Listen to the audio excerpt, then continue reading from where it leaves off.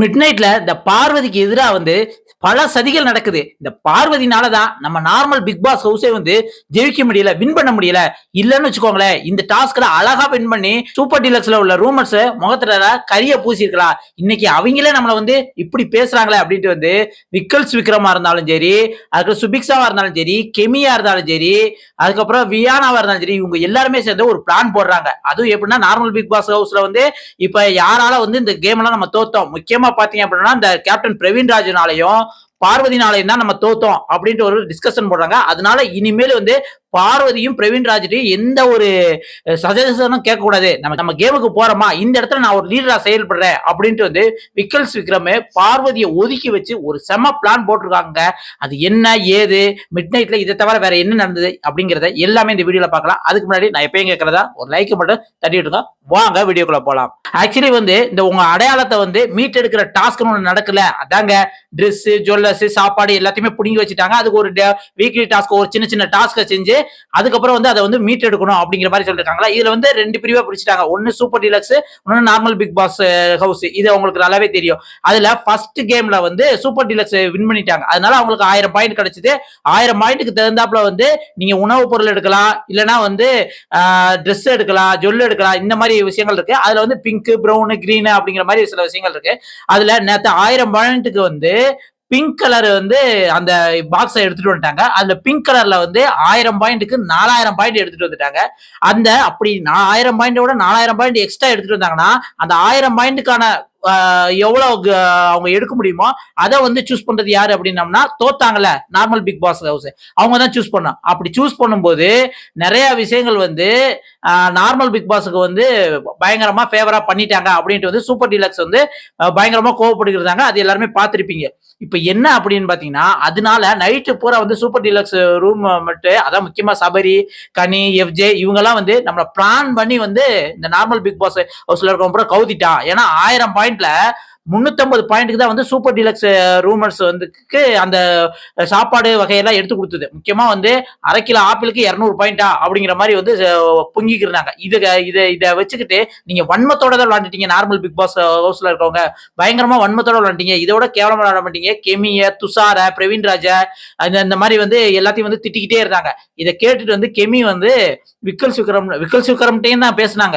கேட்டு விக்கல்ஸ் விக்ரம், கெமி எல்லாம் பார்வதி, பிரவீன் ராஜ் இல்லாம ஒரு டீமா கிரியேட் பண்றாங்க. விக்கல்ஸ் விக்ரம் இதுக்கு நம்ம தோத்ததுக்கு முக்கிய காரணம் பார்வதி, அது மாற்று கருத்தே கிடையாது அப்படிங்கிற மாதிரி சொல்றாங்க. கெமியும் அதான் சொன்னாங்க, துஷாரும் அதான் சொன்னாங்க. ஏன்னா கெமியும் துஷாரு, விக்கல்ஸ் விக்ரம் 3 பேருமே அந்த ஆக்டிவிட்டி அந்த ரூம்ல போய் தானே அந்த டாஸ்க் பண்ணிக்கிறாங்க. அப்போ பார்வதி நம்ம எதுவுமே சொன்னதை கேட்கவே இல்லை. அது முக்கியமா கெமி இப்படி பண்ணு அப்படி பண்ணு அப்படின்னு சொல்றப்ப பார்வதி முறைச்சு பார்த்தாங்க. அதை கேட்கறதுக்கான ஒரு வாய்ப்பே இல்லை.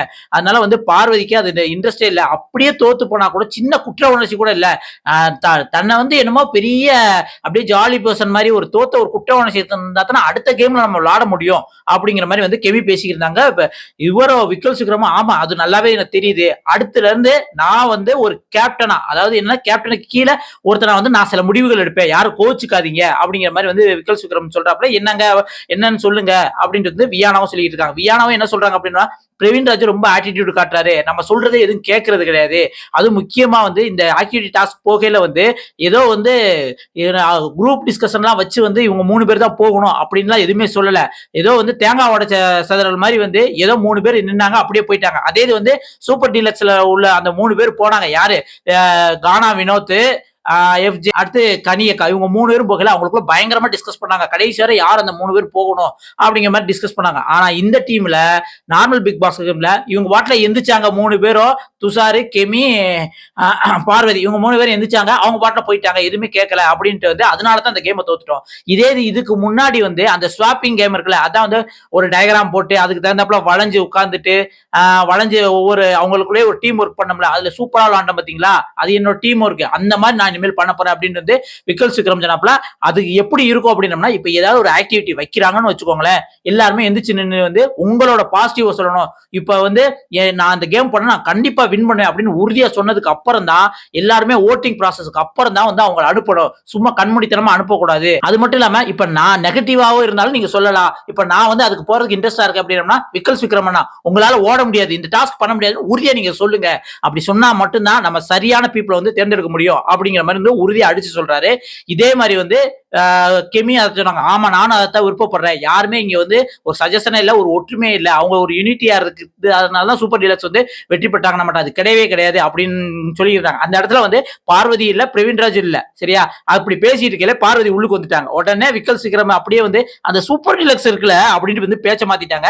ஆனா பார்வதிட்டே இந்த விஷயத்த சொன்னாங்க. பார்வதி நம்ம தோத்ததுக்கு காரணம் என்ன அப்படின்னு பாத்தீங்கன்னா நம்ம யூனிட் இல்ல. அடுத்து நம்ம கேம்ல இருந்து என்ன பண்ணணும் அப்படின்னா யாருக்கு இந்த கேம் போக முடியுமோ அவங்க அதை பத்தி பேசணும். இந்த கேம் நான் ஏற்கனவே விளையாண்டுருக்கேன், இதை வந்து இங்க விளையாண்டுருக்கேன், அங்க விளையாண்டுருக்கேன் அப்படின்ட்டு அவங்களோட பாசிட்டிவ் சொல்லி அது மூலம் வந்து இந்த கேம் வந்து நம்ம தேர்ந்தெடுக்கணும் அப்படிங்கிற மாதிரி வந்து சொல்லி விக்கல் சிக்ரம் கடைசி பார்வதியுமே சொல்லிட்டாங்க. பார்வதி இது நல்ல ஐடியா, இதை பண்ணிக்கலாமே அப்படின்றது நான் எதுக்கு தோத்தேன் அப்படின்னு வந்து ஒரு மொக்க காரணம் சொன்னாங்க. அதுக்கப்புறம் வந்து இது வந்து உறுதி செய்யப்படுச்சுங்க. இனிமேல் நார்மல் பிக் பாஸ் ஹவுஸ்ல நிறைய பூகங்கள் வெடிக்கிறதுக்கு நிறைய வாய்ப்பு இருக்கு. முக்கியமா வந்து பார்வதியை ஆப்போசிட் பண்ண வந்து துணிஞ்சிட்டாங்க பிரவீன்ராஜையும் தான். ஏன்னா பிரவீன்ராஜும் வந்து தன்னை என்னமோ ஒரு ஆர்மி கேம்ப் மாதிரி வச்சுக்கிட்டு அந்த Bigg Boss normal Bigg Boss வீட்டில் இருக்கவங்களை பூரா வந்து கொத்தடிமை மாதிரி வந்து நடத்துற மாதிரி இருக்கு. இதே வந்து சூப்பர் டீலக்ஸ் பண்ணோம்னா இன்னும் சபரி கிட்ட இருந்தாலும் சரி, எஃப்ஜெட் இருந்தாலும் சரி வந்து நார்மலா பேசுறாரு, இல்லப்பா அப்படி இப்படின்னு பேசுறாரு. இதே இங்க வந்தோம்னா வியானாட்டா இருந்தாலும் சுபிக்ஷாட்டா இருந்தாலும் சரி வந்து ஒரு மாதிரி எகிற மாதிரி வந்து ஒரு ஆட்டிடியூடோட பேசினாங்க. அதான் வியானாவுக்கும் பிடிக்கல. அதான் நேற்று நைட்டு பூரா ஒரே பிரச்சனையா இருந்தது. வியானா சாரி வேண்டாம், ஒரு மண்ணாங்கட்டி வேண்டாம், நீ வந்து இப்படி ஆக்ட் பண்ற அப்படி பண்ற அப்படிங்கிற மாதிரி சொன்னாங்க.